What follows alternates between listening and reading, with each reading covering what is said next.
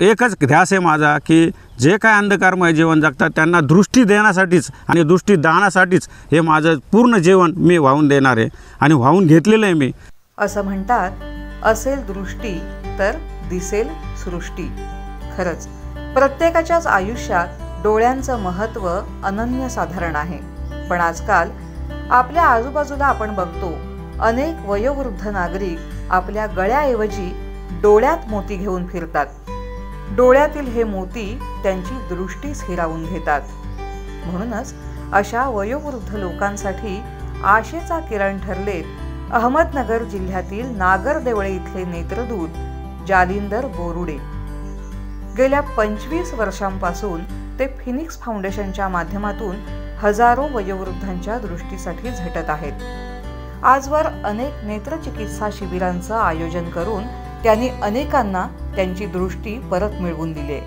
निस्वार्थी भावनेने 1 रुपयाही कुठला मला अनुदान किंवा मला कुठलं पाहिजे नाही, ही पदरमोड करून आजपर्यंत तुम्ही आज चालवलेली ही चळवळ आहे नेत्रदानाची आणि ही कायम मी आहे तोपर्यंत चालू राहणार। माझे मुले मुलंसुद्धा हे काम जोमाने पुढे नेणार। कारण काय आज तुम्ही पाहिलं असेल माझे मुलं, घरचे माझे पत्नी आणि सगळे नातेवाईक पण हे काम या कामासाठी मला मदत करतात आणि निश्चित मी असू नसू तरी हे काम पुढे चालू राहील।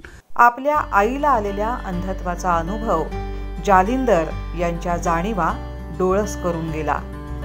तिच्या निधनानंतर आजन्म या नेत्रसेवेतच घालवण्याचा त्यांनी निश्चय केलाय।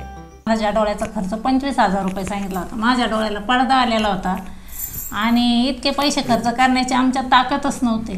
त्याच्यामुळे मग आम्हाला आशा वर्कर आहेत आमच्या गावात नागरदेवळेमध्ये, त्यांनी सांगितलं का बोरुडे साहेब शिबिर भरवतात, तुम्ही तिथे दाखवता येईल। तर मग मी त्यांच्यामार्फत तिथे गेले। त्यांनी माझे सगळं विचारपूस केली आणि कागदपत्र घेतले आमचे। तर ते म्हणले तुमचं ऑपरेशन करावं लागेल। तर माझं ऑपरेशन बुधराणी हॉस्पिटल पुण्याला फ्रीमध्ये झालं। सरकारी नोकरी करणारे जालिंदर आपल्या पगारातून या शिबिराचा सर्व खर्च करतात।